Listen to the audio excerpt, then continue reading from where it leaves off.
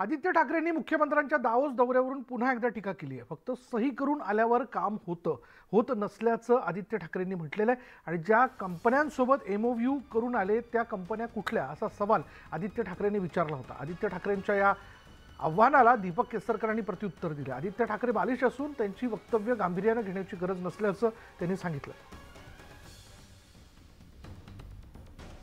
महाराष्ट्राची फसवणूक कधीपर्यंत होत राहणार हा माझा थेट सवाल। आणि म्हणून जसं मी रस्त्यांवर सांगितलं, जसं मी वेदांत फॉक्सकॉनवर सांगितलेलं, तसं मी पुन्हा एकदा चॅलेंज करतोय मुख्यमंत्र्यांना, जे घटना बाहेर की चला आमने सामने बसूया, प्रेस समोर बसूया आणि तुम्ही मला नक्की सांगा की तुम्ही त्या 28-29 तासामध्ये डॅबसने नक्की काय असं केलं ज्याच्यावर तुम्हाला 40 कोटी खर्च करायला लागला आणि महाराष्ट्रासाठी आपण काय कमवलं। राज्य शासन जो खर्च करतो त्याला ऑडिट असतं।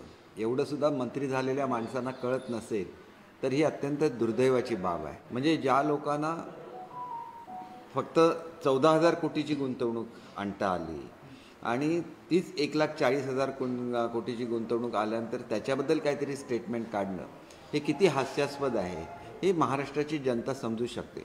ठीक आहे, आम्ही वयामुळे अनुभव नाही वगैरे एवढं समजू शकतो, परंतु म्हणून रोज काहीतरी बोलायचं आणि स्वतःचं हास्य करून घ्यायचं।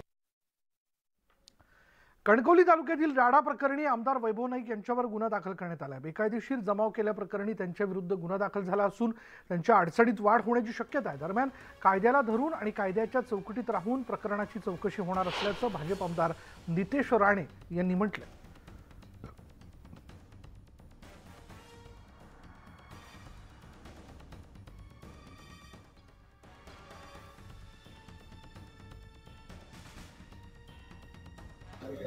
सर, काल कणकवलीच्या कनेडीमध्ये भाजप आणि शिवसेनेच्या कार्यकर्त्यांमध्ये राडा झाला। यावेळेला शिवसेनेचे आमदार वैभव नाईक स्वतः दांडा घेऊन अंगावर भाजपच्या कार्यकर्त्यांना जाताना दिसले। त्याबद्दल नाही, माझ्याकडे त्याच्याबद्दलची जास्त काय माहिती नाही।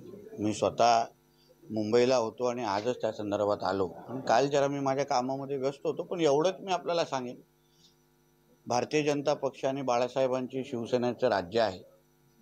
इथे कायद्याला धरून आणि कायद्याच्या चौकटीत राहून सगळ्या पद्धतीची चौकशी होईल। पोलीस आपलं काम करताय, पोलिसाचा तपास आताही सुरू आहे असं मला माहिती आहे। जसं जेवढं मी एसपींशी बोलल्यानंतर मला एवढं कळलं की आतापर्यंत विविध व्हिडिओ तपासण्याचं काम सुरू आहे, कोणाचा प्रत्यक्षात सहभाग आहे ह्याची माहिती चालू आहे।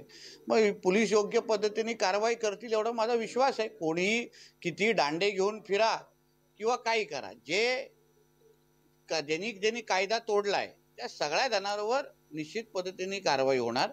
हे भारतीय जनता पक्षाचं सरकार आहे, बाळासाहेबांच्या शिवसेनेचं सरकार आहे। इथे कोणावरही अन्याय होणार नाही एवढी मी काळजी निश्चित पद्धतीने आम्ही तुम्हाला सरकारचे प्रतिनिधी म्हणून मी तुम्हाला सांगतो। फक्त कोणाची दादागिरी पण खपून घेणार नाही, जे होईल ते कायद्याच्या चौकटीत होणार। भाजपच्या पदाधिकाऱ्याला मारहाण झाल्याची एक चर्चा आहे, त्यात कितपत? मला असं वाटतं तुम्ही स्वतःच्या डोळ्यांनी बघितलेल्या व्हिडिओवर विश्वास ठेवावा। कोणाची डोकी फुटली आणि कोणाची डोकी फुटली नाही ह्याचं विश्लेषण तुम्ही तुमचे डोळे या वयामध्ये किती चालतात ह्याच्यावर विश्वास ठेवा आणि मग नंतर तुम्ही मला प्रश्न विचारा। पुढे भीमा नदी पात्रामध्ये सापडलेल्या